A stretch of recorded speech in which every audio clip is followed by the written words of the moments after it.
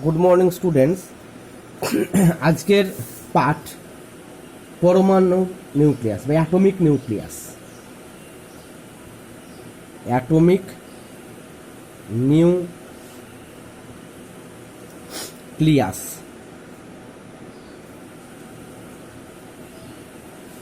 এই atomic nucleus সম্পর্কে ব্যাপারটা কি দেখো, আমরা যেটা বলবো যে প্রথমেই যেটা বলতে হবে তেজস্ক্রিয়তা। তেজস্ক্রিয়তা মানে কিছু কিছু উচ্চ ভর বিশিষ্ট মৌল আছে যাদের নিউক্লিয়াস থেকে সর্বদা আলফা বিটা ও গামা রশ্মি নিঃসৃত হয়। তো বিজ্ঞানী মাদাম কুরি এবং পিয়ের কুরি পোলোনিয়াম রেডিয়াম মৌলের তেজস্ক্রিয়তা আবিষ্কার করেন। তাহলে তেজস্ক্রিয় মৌল আমরা কাকে বলবো? জেনারেলি ইউরেনিয়াম অত্তর মৌল, অর্থাৎ ইউরেনিয়াম 92U234 থেকে শুরু হচ্ছে এবং ইউরেনিয়ামের পরে যে সমস্ত মৌলগুলো আছে সবই হচ্ছে তেজস্ক্রিয় মৌল। তাহলে এই তেজস্ক্রিয় মৌল থেকে তেজস্ক্রিয় রশ্মি নির্গত হয়। এই যে তেজস্ক্রিয় রশ্মি নির্গত হয় তার মধ্যে কী কী রশ্মি বেরোয়? আলফা বিটা ও গামা রশ্মি। তাপ, আলো, তড়িৎক্ষেত্র, চৌম্বকক্ষেত্র কোনো কিছুর দ্বারাই এই রশ্মি নির্গমন প্রভাবিত হয় না। আবার তেজস্ক্রিয় মৌলগুলো রাসায়নিকভাবে পরিবর্তিত হয়ে যৌগ গঠন করলে তাদের তেজস্ক্রিয় ধর্মের কোনো পরিবর্তন হয় না। তার মানে তেজস্ক্রিয় মৌলই হোক আর তেজস্ক্রিয় যৌগই হোক, মানে মৌলগুলো যদি যৌগ গঠন করে তাদের তেজস্ক্রিয় ধর্মের কোনো পরিবর্তন হয় না। তাহলে এই যে ইউরেনিয়ামটা লিখলাম, এই ইউরেনিয়ামের ইলেকট্রন সংখ্যা কত?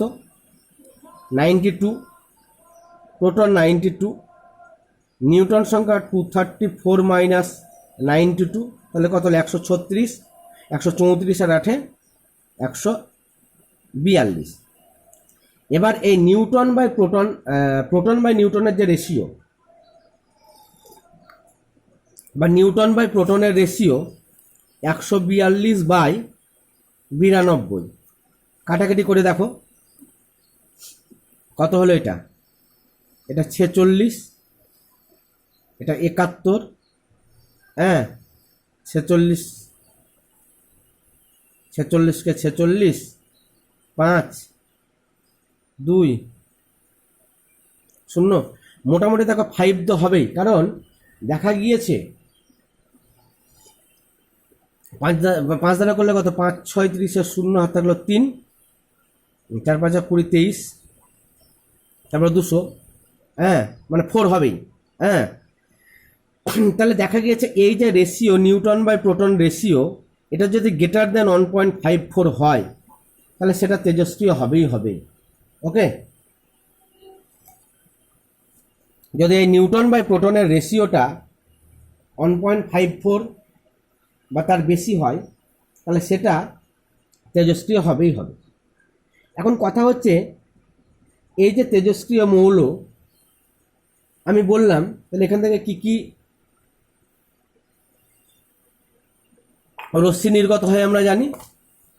যে রেডিও অ্যাক্টিভ এলিমেন্ট থেকে আরই লিখলাম, রেডিও অ্যাক্টিভ এলিমেন্ট থেকে কি কি বেরো হয়? Alpha particle, beta particle, gamma particle. তো কোনটা কোন তড়িৎধর্মী সেটা আমাদের জানা দরকার। কোনটা কোন তড়িৎধর্মী অবশ্যই আমাদের জানা দরকার আলফা বিটা গামার মধ্যে। একটা দেখা গিয়েছে পরীক্ষা করা হয়েছিল, তো এখান থেকে তেজস্ক্রিয় মৌল রাখা হয়েছে। তো কিছু রশ্মি এদিকে পজিটিভ এদিকে নেগেটিভ কোনো পাত রাখা আছে, কিছু রশ্মি সোজাসুজি চলে যায় আর কিছু রশ্মি পজিটিভের দিকে যায় অল্প মাকে আর কিছু নেগেটিভের দিকে বেশি মাকে। এরকম পরীক্ষা দেখা গিয়েছে। তো এখানে একটা জিনিস দেখো যে আলফা রশ্মি হচ্ছে ধনাত্মক কণার স্রোত। কী করে বুঝবো যে ঋণাত্মকের দিকে মেকেছে? তাহলে এটা হচ্ছে আলফা পার্টিকেল। তাহলে আলফা পার্টিকেলটা কি? আলফা পার্টিকেলটা হচ্ছে পজিটিভ, তাই নেগেটিভের দিকে বেঁকেছে। এটা হচ্ছে বিটা পার্টিকেল, তাহলে বিটা পার্টিকেলটা কি নেগেটিভ, তাই পজিটিভের দিকে বেঁকেছে। আর গামা হচ্ছে নিস্তড়িত, তাই সোজাসুজি চলে গেছে, পজিটিভেও বাঁকেনি নেগেটিভেও বাঁকেনি। আমরা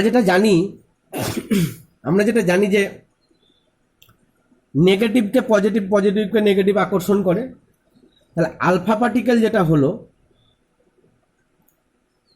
আলফা পার্টিকেলকে আমি কি বলবো? পজিটিভ বলবো। কেন পজিটিভ বলবো? যেহেতু নেগেটিভের দিকে বেঁকেছে, পজিটিভ বলেই নেগেটিভের দিকে বেঁকেছে। বিটা পার্টিকেলকে বলবো নেগেটিভ। কেন নেগেটিভ? যেহেতু পজিটিভের দিকে বেঁকেছে। গামাটা হচ্ছে নিস্তড়িত, নিউট্রাল, হ্যাঁ নিস্তড়িত, পজিটিভের দিকেও বাঁকেনি নেগেটিভের দিকেও বাঁকেনি। এবার আলফা বিটা গামা আমি তো শিখলাম। এবার বিঘটন, বিঘটন মানে ধরো একটা U92-234 একটা ইউরেনিয়াম আছে, এখান থেকে যদি একটা আলফা পার্টিকেল বেরিয়ে যায় তাহলে কি হবে? ধরো আর একটা মৌল এক্স তৈরি হলো, তাতে কি হবে? এর পারমাণবিক সংখ্যা 2 কমে যাবে আর ভর সংখ্যা 4 কমে যাবে। তার মানে দেখ, আমরা বলতে পারি যে আলফা পার্টিকেলটা বলতে পারি 2-4, তার মানে হিলিয়াম পরমাণু, যেহেতু হিলিয়ামের 2-4, হ্যাঁ, অর্থাৎ পারমাণবিক সংখ্যা হচ্ছে 2 এবং ভর সংখ্যা হচ্ছে 4। তাহলে আলফা পার্টিকেলটাকে আমরা বলতে পারি ইকুইভ্যালেন্ট টু হিলিয়াম পরমাণু। হিলিয়াম তোমরা জানো যে একটা নিষ্ক্রিয় মৌল। তাহলে এই যে দেখো, আর যদি বিটা নিঃসরণ হয় তাহলে আলফার আমি কি পেলাম? আলফা হচ্ছে হিলিয়ামের সঙ্গে ইকুইভ্যালেন্ট 2 আর 4, পারমাণবিক সংখ্যা 2 ভর সংখ্যা 4। যদি এটা থেকে বিটা বেরোয় তাহলে কি হবে? মাইনাস বিটা করলাম। যে মৌলটা হলো 234 থাকলে এটা 93 হয়ে গেল। কেন? কারণ বিটা মানে হচ্ছে -1 তাহলে কোনো জিনিস থেকে -1 বেরিয়ে যাওয়া মানে কি +1 হওয়া। তাহলে এই যে বিটা পার্টিকেলকে বলবো আমরা, এটা তার মানে কি একটা ইলেকট্রনের সঙ্গে সমান, আর এটা আলফা পার্টিকেলের সঙ্গে সমান। আর গামা পার্টিকেলটা বেরিয়ে গেলে ওর কোনো পারমাণবিক সংখ্যা বা ভর সংখ্যার কোনো পরিবর্তন হয় না। এবারে ব্যাপার যেটা হচ্ছে সেটা দেখো, যে এই যে পরমাণু, এটাকে বলবো জনক তোমরা জনক আর দুহিতা জানো, হ্যাঁ, তো এটাকে বলবো জনক পরমাণু আর এটাকে বলবো দুহিতা পরমাণু। জনক দুহিতা কেসটা তোমরা নিশ্চয়ই বুঝতে পারছো। জনক দুহিতা, এটা হচ্ছে জনক আর এটা হচ্ছে দুহিতা। মানে যেটা অরিজিনাল, যে সমস্ত পরমাণু তেজস্ক্রিয় বিঘটন হয় তাদের জনক, এবং জনক পরমাণুর বিঘটনের ফলে যেটা সৃষ্টি হয় সেটা দুহিতা। তাহলে এগুলো হচ্ছে জনক পরমাণু।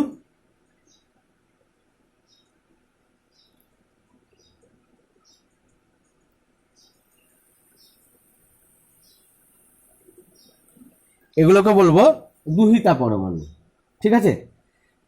জনক আর দুহিতা। তাহলে এখানে ম্যাক্সিমাম কথাটাই আমার বলা হয়ে গেল তেজস্ক্রিয় সম্পর্কে।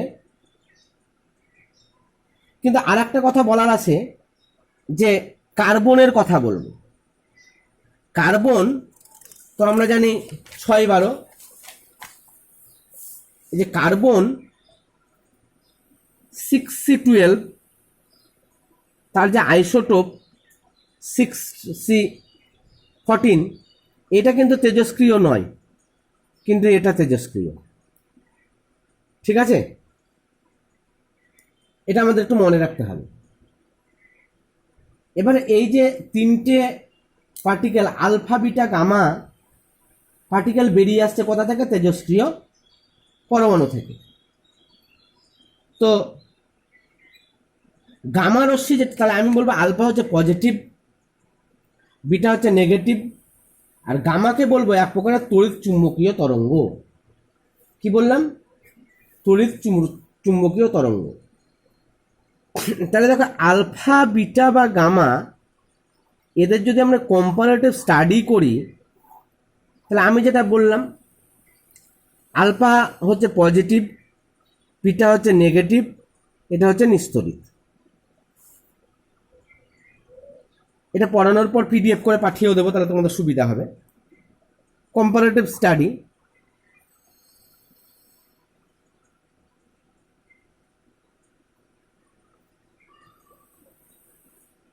কম্পারেটিভ স্টাডি তুমি করো।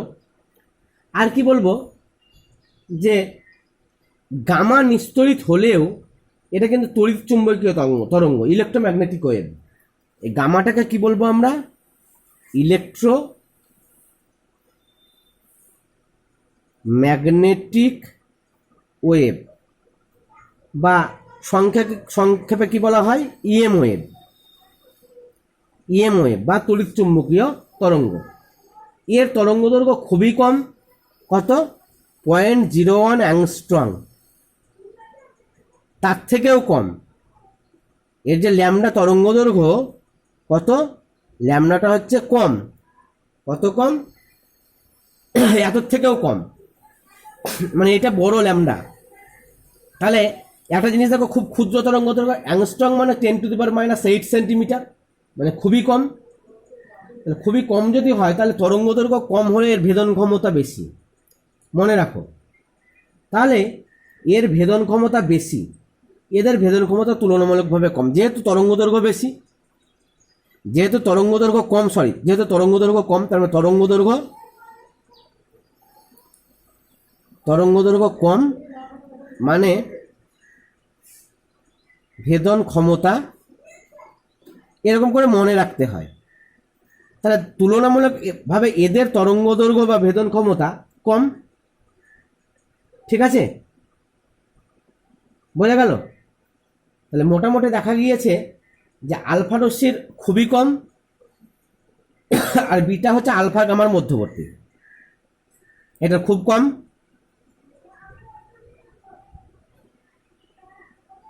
সরি, আমি ভেদন ক্ষমতার কথা বলছি। ভেদন ক্ষমতা, আলফা রশ্মির যে ভেদন ক্ষমতা সব থেকে কম, ভেদন ক্ষমতা বলি খুব কম। এটা আলফা ও গামার মাঝামাঝি। আর তরঙ্গ দৈর্ঘ্য বুঝতে পারছো, তাহলে তরঙ্গ দৈর্ঘ্য জেনারেলি এদের থেকে বেশি, তরঙ্গ দৈর্ঘ্য তাহলে জেনারেলি এদের থেকে বেশি হবে। হলো? এবার দেখো চার্জ, বলছে আলফা পার্টিকেলের চার্জ তো বলেছে হিলিয়ামের পরমাণুর সঙ্গে সমান, মানে জেনারেলি। আর এটা হচ্ছে ইলেকট্রনের সঙ্গে সমান, তাহলে এর চার্জ কত হবে? ইলেকট্রন মানে -1.6 × 10⁻⁹ কুলম, কিন্তু এর পজিটিভ কত? এর দ্বিগুণ হয়, 16 দুগুণে 32, 3.2 × 10⁻⁹ কুলম। আর এটার কোনো চার্জ নেই, এটার কোনো চার্জ নেই। আবার ভর দেখো, এটা তো অ্যাকচুয়ালি ইলেকট্রন, তুমি তো দেখতেই পাচ্ছ চার্জ দেখে একটা ইলেকট্রন। ইলেকট্রনের ভর যত 9.1 × 10⁻31 কেজি। আর এটা একটা প্রোটনের ভর। আমরা জানি যে আলফা কণার ভর প্রোটনের ভরের 4 গুণ। কেন 4 গুণ? ও যে আমরা বলেছি ওর ভর সংখ্যা 4, দুটি প্রোটন আর দুটি নিউট্রন দিয়ে গঠিত, তাই। আর এর কোনো ভর নেই, এই মোটামুটি গেল। আর গ্যাসকে আয়নিত করার ক্ষমতা, গ্যাসকে আয়নিত করার ক্ষমতা, এটা যেহেতু চার্জ বেশি তাহলে গ্যাসকে আয়নিত করবে বেশি, এটা একটু কম করবে, এটা করবেই না, চার্জিত নয়, তো গ্যাসকে কিভাবে আয়নিত করবে? ঠিক আছে, এই গেল ব্যাপার। এবারে যেটা আমাদের বলতে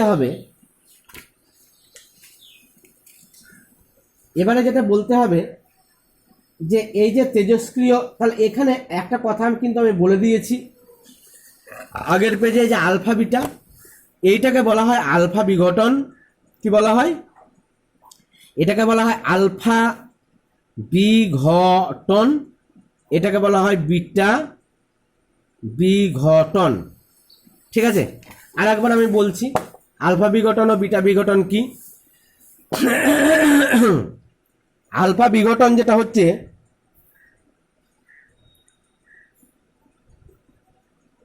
ধরো একটা পরমাণু আছে, এ অ্যাটমিক নাম্বার, জেড হচ্ছে মাস নাম্বার, এখান থেকে একটা আলফা বেরিয়ে গেল, তাহলে এই মৌলটা এক্স এক্স থাকলো না, চেঞ্জ হয়ে ধরো ওয়াই হলো, এটা 2 একক কমে গেল, এটা 4 একক কমে গেল, এটাকে বলবো আলফা বিঘটন। আর বিটা বিঘটনটা কি দেখো, বিটা বিঘটন হচ্ছে ধরো এটা একটা পরমাণু, আমি নাম দিলাম পি, এ আর জেড হয়ে গেল কিউ, বিটার পরিবর্তে এ কি হলো, এ পরিবর্তিত A+1 হলো, জেড জেডই থাকলো। গেল। এই প্রসঙ্গে আর একটা কথা বলবো আমি, যে ইউরেনিয়ামের তেজস্ক্রিয় মানে ইউরেনিয়ামের আইসোটোপগুলো কি কি আছে, 234, 235, 236, 237। এবার এখানে একটু ব্যাপার আছে, কিরকম ব্যাপার দেখো, এটাকে একটু যদি আমি উল্টোভাবে বলি, তাহলে কি দাঁড়ায় দেখো, আলফা বিঘটনটাকে আমি মনে করলাম ইউরেনিয়ামের আইসোটোপটা বলছি, ধরো 92U238, এখান থেকে একটা আলফা বেরিয়ে গেল, আলফা বেরোলে কত হবে, এটা 234 আর এটা 90। আমরা জানি 90 234 হচ্ছে থোরিয়াম TH, সঙ্গে একটা যোগ করো আলফা, আলফা মানে হিলিয়াম 2 4, ওটা যেমন লিখতে পারি, এটা যেমন লিখতে পারি, এটাও লেখা যায়। তাহলে দেখো এইখানে মানে এটা কেন লিখলাম আমি, একটা কারণ আছে তাই। এই যে পরমাণু, এইটাকে বলবো আমরা জনক পরমাণু, আর এটাকে বলবো আমরা দুহিতা পরমাণু। ঠিক আছে, মাইন্ড ইট। তাহলে এই ব্যাপারগুলো গেল। তেজস্ক্রিয়তার ব্যবহার সকলে জানো, তেজস্ক্রিয় ব্যবহার যে চিকিৎসা বিজ্ঞানে ক্যান্সারে আক্রান্ত রোগীদের ক্যান্সারের কোষগুলোকে নষ্ট করার জন্য তেজস্ক্রিয় রশ্মি ব্যবহৃত হয়। এটার জন্য যেটা ব্যবহৃত হয় সেটা হচ্ছে ওই কোবাল্ট, যার ভর সংখ্যা হচ্ছে 60 এরকম ব্যবহৃত হয়। লিউকেমিয়া বা মস্তিষ্কের টিউমার, বিভিন্ন রোগে তেজস্ক্রিয় ফসফরাস মানে 32, হ্যাঁ, আর তেজস্ক্রিয় কোবাল্ট, এটা হচ্ছে কোবাল্ট, এটা হচ্ছে ফসফরাস। থাইরয়েড রোগের জন্য আয়োডিন, সবই কিন্তু তেজস্ক্রিয়, এগুলো সবই কিন্তু তেজস্ক্রিয়, মানে তেজস্ক্রিয়, এটা তেজস্ক্রিয় আয়োডিন। তাহলে দেখো তেজস্ক্রিয় কোবাল্ট বা তেজস্ক্রিয় ফসফরাস বা তেজস্ক্রিয় আয়োডিন সবই চিকিৎসা বিজ্ঞানে কাজে লাগছে। নাম্বার 1 ব্যবহারে বললাম, নাম্বার 1-এ কিন্তু 3টে ব্যবহার আমি বলে দিলাম। কি কি? ক্যান্সারের কোষ নষ্ট করার জন্য কোবাল্ট, তেজস্ক্রিয় কোবাল্ট, লিউকেমিয়া বা মস্তিষ্কের টিউমার রোগের জন্য ব্যবহৃত হয় তেজস্ক্রিয় ফসফরাস, এবং থাইরয়েড রোগের জন্য ব্যবহৃত হয় তেজস্ক্রিয় আয়োডিন। নাম্বার 1। নাম্বার 2 বলছে পৃথিবীর বয়স নির্ণয়। পৃথিবীর বয়স নির্ণয় যেটা লেড, তোমরা জানো লেড, ইউরেনিয়াম আকরিক থেকে সিসার আইসোটোপ পাওয়া যায় আলফা বিটা বিঘটনের ফলে। Lead PB 82-206। এই ইউরেনিয়াম এবং সিসার অনুপাত থেকে একটা আকরিকে, ইউরেনিয়াম এবং সিসার আকরিক থেকে পৃথিবীর বয়স নির্ণয় করা যায়। সে সিস্টেম আছে, সিস্টেমটা তোমাদের এখন বলা হচ্ছে না। পৃথিবীর বয়স নির্ণয়, তাহলে 1 নম্বর কি? 1 নম্বর চিকিৎসা বিজ্ঞানে ব্যবহৃত হয় যে সাব হেডিং করে রোমানোরূপে 1 2 দেবা, রোমানোরূপে 1 ক্যান্সার চিকিৎসায়। নাম্বার 2 ক্যান্সার চিকিৎসায় কোবাল্ট, তেজস্ক্রিয় কোবাল্ট ব্যবহৃত হয়। লিউকেমিয়া বা মস্তিষ্কের টিউমারের জন্য তেজস্ক্রিয় ফসফরাস। 3 রোমানে থাইরয়েড রোগের জন্য হলো তেজস্ক্রিয় আয়োডিন। নাম্বার 2 পৃথিবীর বয়স নির্ণয়। নাম্বার 3 বলবে জীবাশ্ম। তোমরা জানো জীবাশ্ম বা পুরাতত্ত্ব থেকে কি করা যায়, রেডিও কার্বন দ্বারা বয়স নির্ণয়। কোনো জীবাশ্ম বা কোনো পুরাতাত্ত্বিক বস্তুর এক জীবাশ্মটা কতদিন ধরে, সেই জীবাশ্মর বয়স নির্ণয় করার জন্য ব্যবহৃত হয়।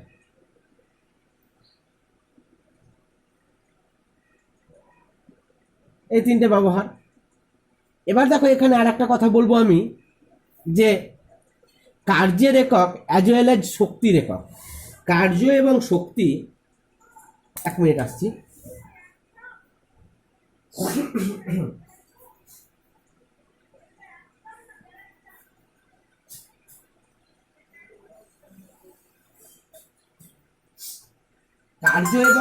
কার্য এবং শক্তি এদের দুটোরই একক একই, তা আমাদের জানতে হবে।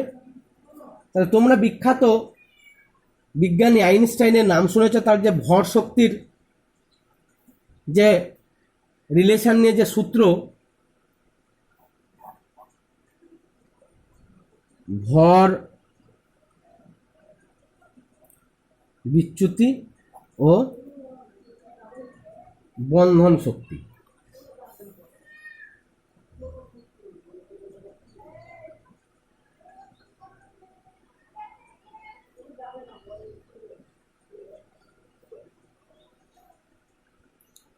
তাহলে এখানে আমাদের বিখ্যাত বিজ্ঞানী আইনস্টাইনের যে ভর শক্তির তুল্যতার সূত্র যে আছে, E=mc²।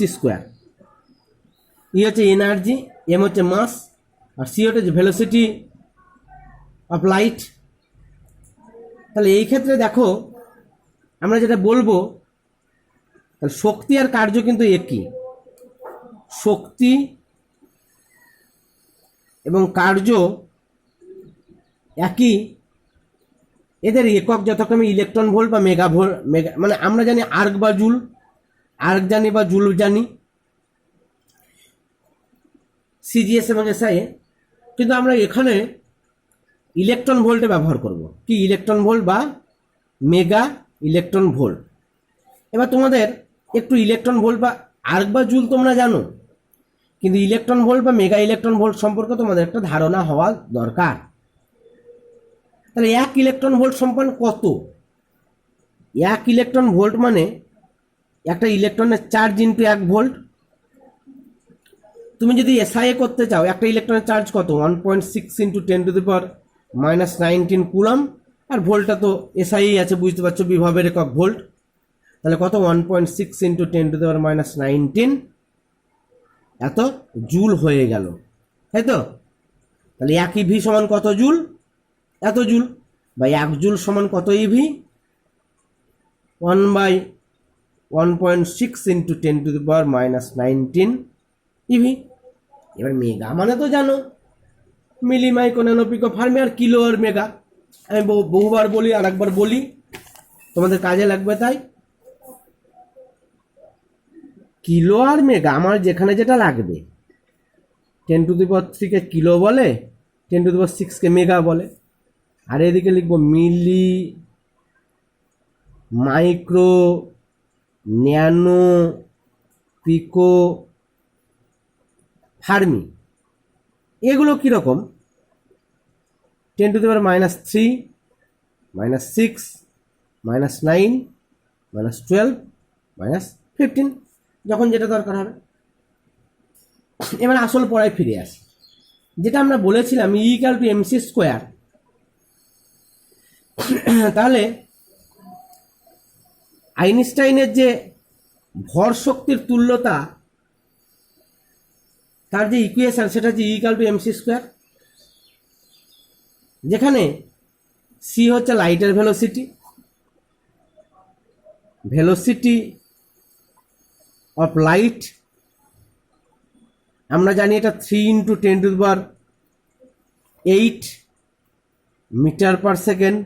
এসআইএ বললে 3 × 10⁻10 সেন্টিমিটার/সেকেন্ড। 1,86,000 মাইল/সেকেন্ড। যা বলবে সব কিছুই জানা দরকার। কারণ ভবিষ্যতে তোমরা সায়েন্স পড়বে এটা ধরে নিয়ে আমি বলছি। এবার E equal to MC square আমি বলেছি। এবার এক ইউনিট মানে অ্যাটমিক মাস ইউনিট বলছে এম এর এক অ্যাটমিক মাস ইউনিট থেকে যে শক্তিটা, অ্যাকচুয়ালি ইউনিট বলা ভুল, এএমইউ বলা উচিত। এএমইউ এর পুরো নাম হচ্ছে অ্যাটমিক, তোমাদের ভাই ইউ লেখা আছে unit, actually AMU atomic mass unit. খালি শেষ।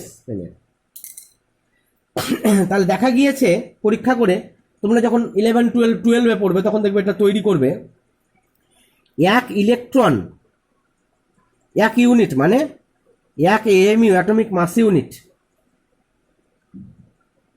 মানে কত কেজি জানো? মানে 1.66 ইন্টু 10⁻⁻27 কেজি।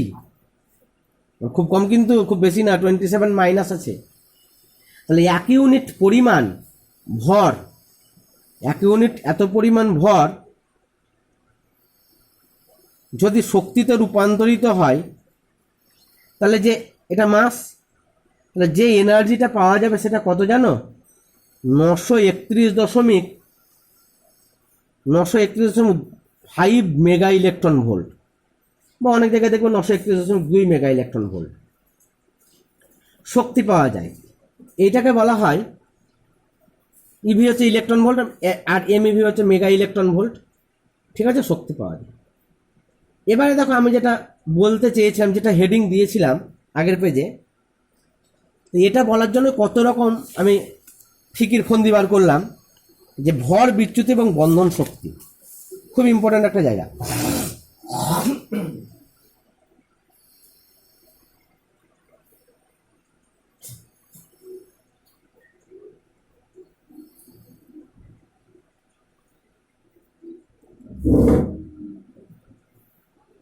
তো দেখো এখানে যে কোনো নিউক্লিয়াস যতগুলি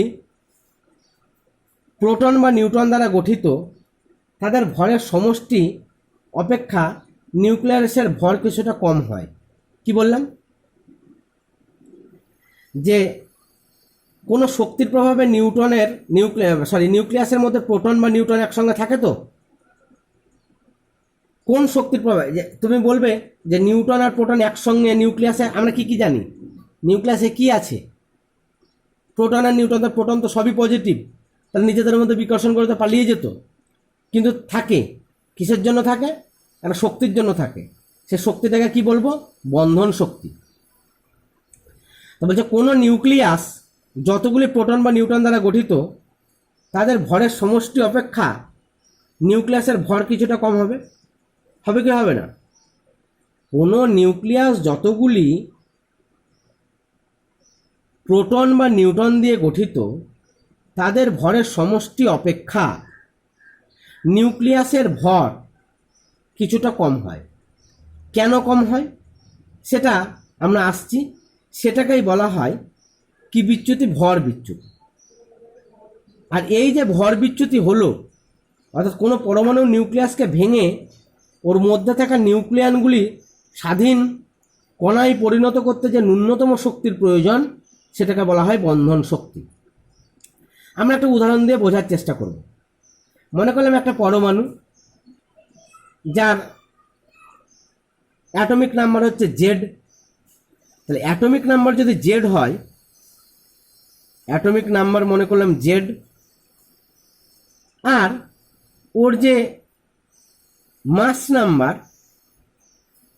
নাম্বারকে এ মনে করলাম। ঠিক আছে, কোনো পরমাণুর মধ্যে যে অ্যাটমিক নাম্বার হচ্ছে জেড আর মাস নাম্বার এ। তাহলে একটা প্রোটনের ভর আমি মনে করলাম এমপি প্রোটন। একটা প্রোটনের ভর মনে করলাম এমপি, আর একটা নিউট্রন তার ভর মনে করলাম এমএন। তো তাই যদি হয়, এবার নিউক্লিয়াসটার ভর যদি নিউক্লিয়াসের ভর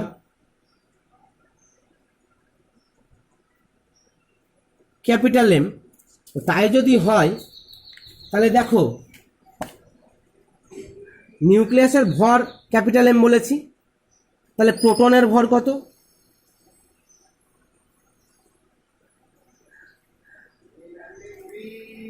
জেড ইন্টু এমপি।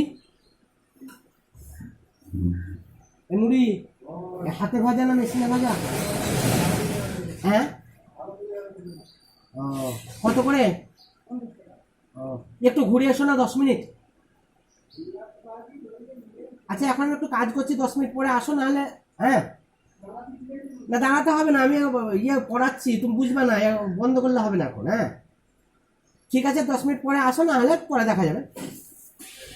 তাহলে প্রোটনের ভর হচ্ছে জেড ইন্টু এমপি, এবং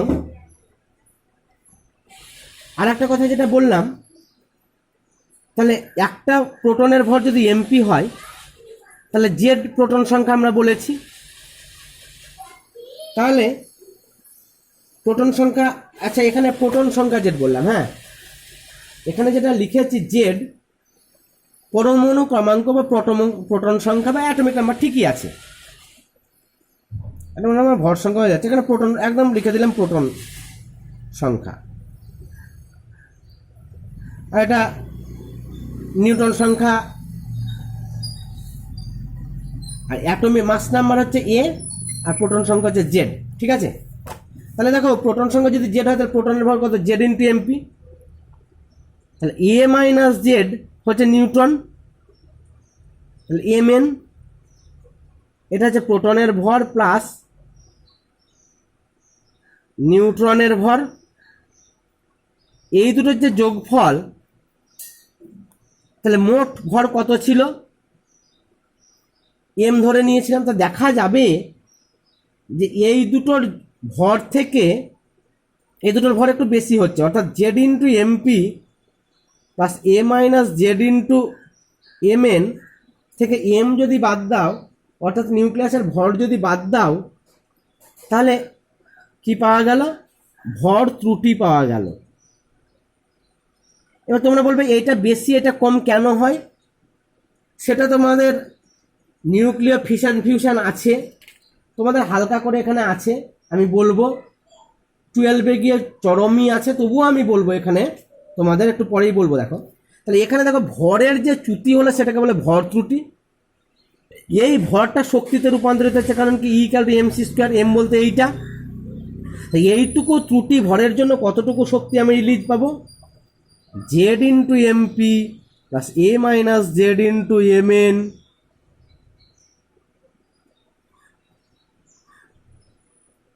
মাইনাস এম, মানে এইটুকু ভর ত্রুটি হলে তো এইটুকু ভর কতটা শক্তি রিলিজ করবে? এত ইন্টু c²। এম ভর কতটা শক্তি রিলিজ করে? এম ভর কত শক্তি রিলিজ করে? mc², that is E. This is the great equation of great Einstein. তাহলে এম ভর যদি mc² শক্তি রিলিজ করে, তাহলে এত ভর কত শক্তি রিলিজ করবে? এত শক্তি রিলিজ করবে। এটাকেই বলবো আমরা, যে শক্তি রিলিজ করলো সেটাকে বন্ধন শক্তি বলবো। এই বন্ধন শক্তির মান দেখা গিয়েছে 8 মেগা ইলেকট্রন ভোল্ট বা তার কাছাকাছি। ওকে,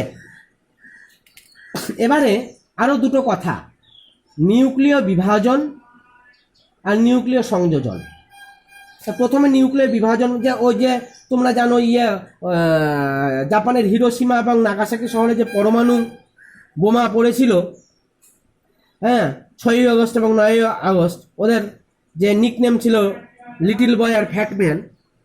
তো এইগুলো, এই যে নিউক্লিয়ার বিভাজনটা কি দেখো, মানে কত এনার্জি রিলিজ করে তাই তোমরা দেখো। তো এখানে অ্যাকচুয়ালি যে ব্যাপারটা দাঁড়াচ্ছে, যে নিউক্লিয়ার বিভাজন কি, একটা ইউরেনিয়ামকে যদি ভারী নিউটন দ্বারা আঘাত করো, নিউটন তো তুমি জানো ভর সংখ্যা 1 আর পারমাণবিক সংখ্যা 0, এটা তাহলে আঘাত করলে কাকে? 92 235-কে, তাহলে কি বেরোবে? তাহলে কত হলো? এখান থেকে হলো ইউ 23692, এখান থেকে কি কি হবে? বেরিয়াম হবে, বিএ, ক্রিপ্টন হবে, আর 3খানা নিউট্রন নিঃসৃত হবে। এবার আমি বলি ব্যাপারটা কি বললাম, 3খানা নিউট্রন মানে এরকম, ক্রিপ্টন মানে কত 3692, বেরিয়াম মানে কত 56141, এবার এখানে কত 236, এইদিকে যোগ করো 141, 92 আর 3 কত হচ্ছে 6, 13 3 আর থাকলো 236। তুমি বলবে যে ভর সংখ্যা ছিল সেই ভর সংখ্যায় তো থাকলো, তাহলে ভর বিচ্যুতি তো ঘটছে না। ভর বিচ্যুতি যদি না ঘটে তাহলে এনার্জি পাবো কোথা থেকে? অ্যাকচুয়ালি এটা 140 নয়, 141 নয়, 140.9 ডট ডট ডট, এটা মানে অ্যাকচুয়ালি 92 নয়, 91.99 ডট ডট, এটা মানে 1.008 তোমরা জানো। তো দেখা যাবে যোগ করলে এটা কিন্তু 236, এই যে যোগফলটা কি হবে, লেস দেন 236 হবে এই যোগফলটা। তাহলে এই যে 236 থেকে এটা বিয়োগ করলে কিছু একটা পাওয়া যাবে, ওটাই ভর বিচ্যুতি। ওই ভরটা কি হবে, শক্তিতে রূপান্তরিত হবে। তাই বলবো প্লাস কত 200.6 মেগা ইলেকট্রন ভোল্ট শক্তি নিয়ে রিলিজ করছে। এবার এইটা চলতেই থাকছে, কি কোন ভাবে চলতেই থাকছে। দেখো ব্যাপারটা ক্লিয়ার হয়েছে। 236 কিন্তু 236 নয়, এটা যোগ করে দেখবো 235 সামথিং হচ্ছে। তো ওই যে ভর বিচ্যুতি ঘটলো, ওই ভরটা কিসে রূপান্তরিত হলো, সরি ওই ভরটা তোমার, আমরা এটা পিডিএফ করে দেবো, চিন্তা নেই, ওই ভরটা শক্তিতে রূপান্তরিত হলো। তাই এই যে এনার্জি বেরোলো, আবার এই যে 3টে, তাহলে ইউরেনিয়াম তো সঙ্গে সঙ্গে শেষ হয়ে যায় না, ইউরেনিয়ামের অর্ধায়ু জানো তো কত বছর, প্রচুর বছর।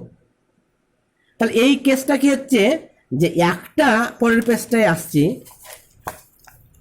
একটা ইউরেনিয়ামকে তুমি নিউটন দ্বারা ধাক্কা মেরেছিলে, বেরিয়াম ক্রিপ্টন 3খানা নিউটন হলো, এই 3খানা নিউটন আবার ধাক্কা মারবে, এখানে তো এনার্জি রিলিজ করলো, এই 3খানা নিউটন আবার ধাক্কা মারলো, যে বেরিলিয়াম